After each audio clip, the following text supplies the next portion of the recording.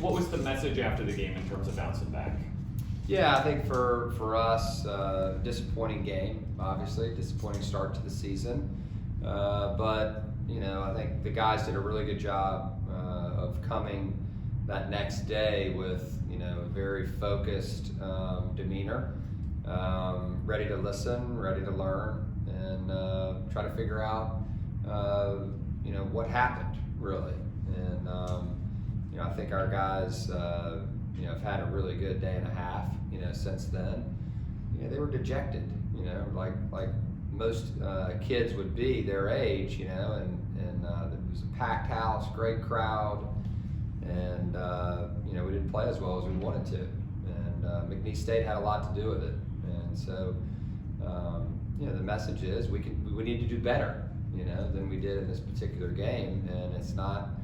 It's about more than just one play here or there. We all have a job to do, and we didn't get it done. First game with a new group, did you learn anything in terms of guys that were on the floor together, rotations that you can really take into Friday? Yeah, I think one of the things right now is because of where we're at with the roster and the injuries and Joe's situation, everybody's going to play. And so everybody that's eligible to play right now is going to get on the court. And how well they play will determine how much they play, and the guys understand that. And so, I think what did we learn? We learned that McNeese State is a pretty good team. Number one, they have some veterans, out there. You look at our team right now. We have, one, real veteran in Max, right? That has played a bunch of games. But when you think about it, that was his first game in this arena, even though he's a transfer, and he's started a bunch of games during the course of his career, he still was his first time under these lights here. Zeb, averaged 17 minutes a game, last year. And so it was his first, real, starters minutes, in that game. Played 36. And then you talk about Michael Bell's first game, that he's played in college. Fats, really same thing. Toby and Firm, Firm first start, and major minutes. And so you keep going down the roster, and it's like all of them are new to this. And while they're talented, it's still not the same as having, a bunch of starts and games under your belt. And so we're going to have to work into it. That's not to make excuses for the guys. It's just the situation and the circumstances that we're in right now. It's clear to see that we have some talent and guys that are really going to help us win and make the Ram faithful proud. But we've got to play better, and we've got to make sure that we're playing more urgently on every possession. With the three-point shooting in particular, it's just such a small sample size, one game. How did you feel about the shot selection? Yeah, could be better. Yeah, it could be better. There were certainly some out there that were great and wide open, but sometimes there's some that are open in the player's eyes, and they have to make some of those decisions. And you need evidence as to, okay, well, look at this one. All right, now look at your teammate right beside you. Like his is even more open than what you have right here.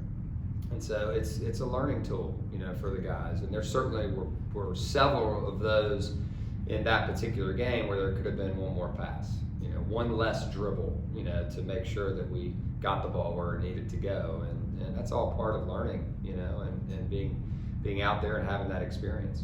And sitting in the stands, kind of like when Kwani shot his first one, you're like, whoa, the big man shooting. But you're cool with him shooting from. Oh yeah, no doubt. I mean, he works on it every day. He's got a championship work ethic, and you've seen him in some of these other games, in this Mars Hill game, obviously. Like, he can make shots, and we expect him to make shots. We need him to make shots. He expects to make shots. It didn't go his way, in that particular game, but I'm not concerned about his ability to knock them in. Defensively, anything you see on film picking out that Monday game that we can do better? I mean, that was our biggest Achilles heel.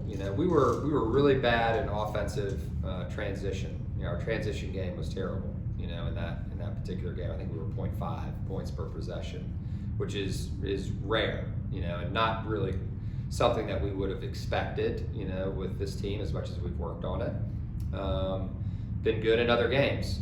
It just was not in that particular one. After timeouts, the guys were excellent. I think it was 1.3, points per possession. We were, for the game, over a point per possession, which you can win games when you're doing that. And so I think 77% of our field goals were assisted, which is an astronomical number. So there were some good things offensively, and there was also a lot of things that our guys we've showed our guys since the game where it's like, man, like there was a lot more out there to be had for us. Defensively and effort and intensity and being ready and chasing balls, like all those things, we were subpar in that game. And the guys understand it, they've seen it, at this point. We've got to play harder, if we expect to win. With Samford coming to town, what can you tell us about them and the challenge they're going to present here? They're going to provide a stiff challenge, no different than McNeese State. This is a team that won over 20 games last year. They expect to win, whether they're at home or on the road. They're well coached. They have a very unique style of play. They're aggressive, on defense. They press, they trap, they're up and down, they're getting the ball up and down the court, they shoot threes, they drive the ball. They've got a go-to guy at the 4 spot, similar to McNeese State. We've just faced Shoemate, who's a great player, and they could go to him at key times. Samford's going to have that as well, but that's not the only player that they have. They've got multiple guys. They have our point guard from Utah State, who started for me for 2 years. He's a great player. And so they're going to provide a stiff challenge. There's no doubt about it. So many home games early on here for a group of guys that's getting used to playing in the Siegel Center. What does that do for the group to have consistent friendly confines? I know you've talked about maybe wanting to have a true road game early on here, but to have those home games in this great environment here, how is that helping those guys get adjusted to play at VCU? It's great to have our fans here. There's no doubt about it, because they give us such a boost, right? And when we weren't playing well the other night, our fans were right there for us to lift us up.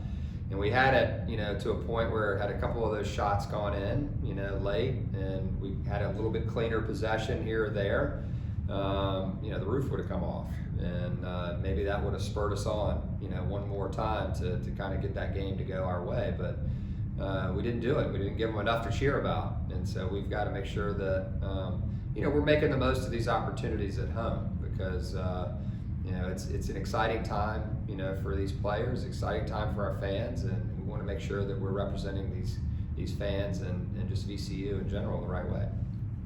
I know we can't ask you about specific recruits, but as you come back to VCU, I know you've been an East Coast guy. Yeah. Is there a familiarity as you work this area and work, start to? There's no question about it. I mean, we've certainly recruited here for a number of years, the majority of my career, and we've been able to reconnect with folks here in Virginia, but then also outside, heading up towards Baltimore and DC, and then south to North Carolina, where we're from. So it's obviously been a great time for us to reconnect, and recruiting is a big part, of the health, the overall health of your program.